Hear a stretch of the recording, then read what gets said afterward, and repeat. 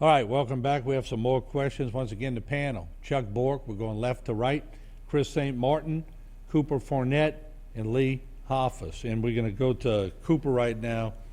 Been hearing a lot about public adjusters.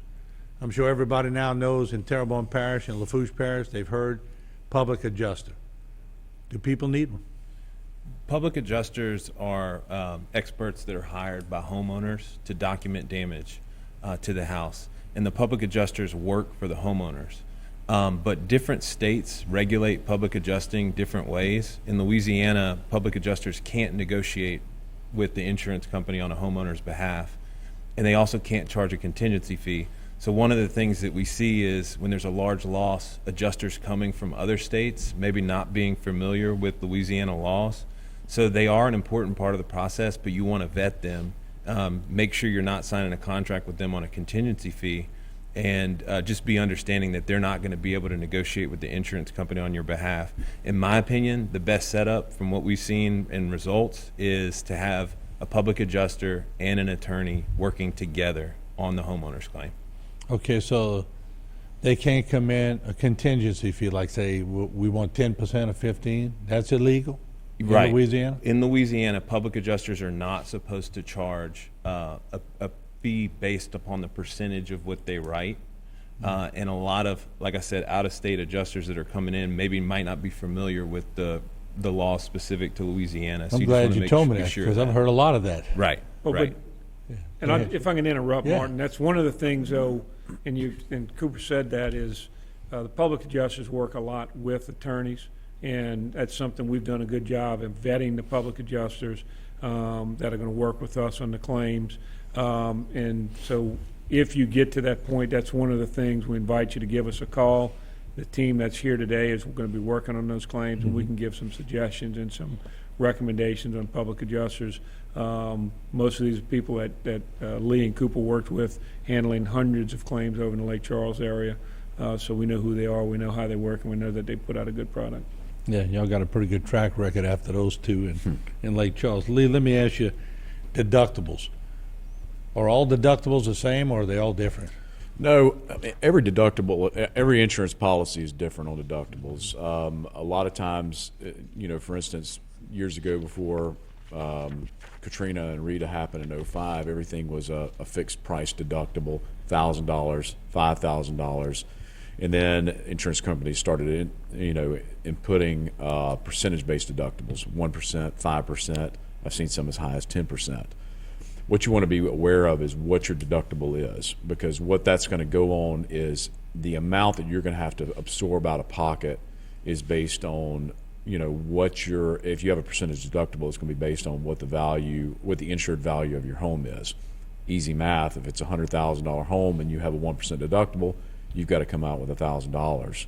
$5,000 if it's 5% deductible. So, but with the amount of devastation you guys have had with this storm, your deductible is going to be absorbed pretty quickly with the amount of damage that you guys had. No doubt. Let me ask Cooper, when the contractor comes in and they're asking the person for an insurance number, they want to talk directly to the insurance company. Should people give them that number? It's a delicate subject, but my general advice is if you have a reputable contractor that's working on your home, they need to know the scope of repairs that the insurance company has approved so that they know, okay, here's where we need to supplement. Or also, you don't want them doing repairs that the insurance company hasn't approved, because that's going to cause major problems in the claim later on. So that communication between those two could save the person that owns the building some serious money. It could save them some money. It could save them a big headache down the road. Yeah, because to fight that fight, as we all know, is a difficult fight sometimes. Chuck, if somebody receives an insurance check and the mortgage company's name is on the check, is this normal and standard procedure? It is, Martin, and I'll tell you right now, if you have a mortgage on your house, mortgage company's name is going to be on the check. So what I've been recommending to people, start making those calls now. Find out who your mortgage company is, call the mortgage company. I've got a damage claim. I know your name's going to be on the check. What's the process? where do I mail the check to? What's the process? Some of the mortgage companies will want to hold the money, and we can talk more about that. If people have questions about it, some of the mortgage companies will hold on to the money into an account and only release it as your repairs are done. It's going to depend on how much damage. The most important thing right now, though, is because in this day and age of internet and remote call locations, it may take you an hour of phone calls just to find out where do I need to send the check to. So I highly advise people to get that part of the process done now. So when you do get your check from your insurance company, you're not wasting a day figuring out where do I got to send the check to. Okay. Lee, let me come back to you, and we got about 60 seconds left in this segment. We'll roll it over into another one after.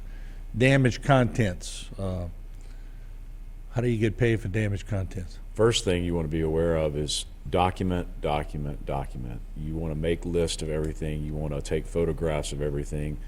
Don't just assume that if you say it, it's going to be okay.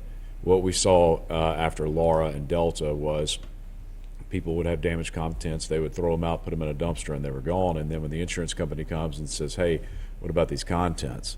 They're like, oh, well, how you threw it away? Then it becomes a burden of proof issue of, hey, did I have it or not? The biggest thing you can do is don't throw it away. Just keep it somewhere. Keep it, if it's not, the insurance companies will get somebody out there. It'll take a little while, but, if you've got a place to put it, do it. But the biggest thing is your contents are going to be covered under your policy up to a certain amount. Yeah, so if, like Chris, if your Porsche got damaged in the garage, don't go throw it in the dumpster. Probably not a good idea. Keep You it in. might want to hang on to it a little Keep while. it in the garage. All right. Got to add some humor somewhere. We'll be right back. Don't go away. More questions for the panel.